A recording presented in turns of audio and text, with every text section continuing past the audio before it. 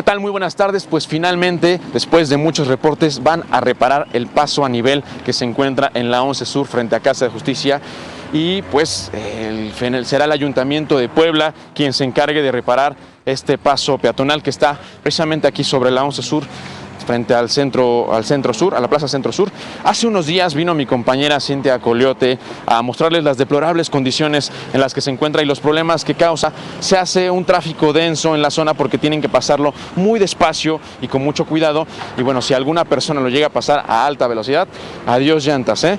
Y otro problema es para los propios peatones, porque es difícil pasar ya en las circunstancias en las que se encuentra este paso a nivel, que precisamente tiene la intención de darle facilidad al peatón para poder cruzar una avenida como la que es la 11 Sur. Muchas gracias.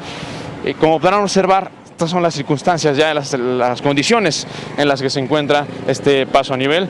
Y bueno, el Ayuntamiento de Puebla en un principio había comentado que no le tocaba a ellos reparar esta obra porque la hizo el gobierno del estado de hace ya 2 administraciones, pero bueno, finalmente hoy la Secretaría de Movilidad del Gobierno Municipal de Puebla informó que en coordinación con Carreteras de Cuota van a arreglar, más bien a reconstruir este paso a nivel. Será la primera semana de agosto cuando comiencen con los trabajos y tardarán aproximadamente un mes, así que bueno, si usted transita por esta zona, tenga paciencia que ya en unas semanas más estará reparado. Una buena noticia tanto para los peatones como para los automovilistas como para los amortiguadores de los carros. Este reporte por el momento, me despido.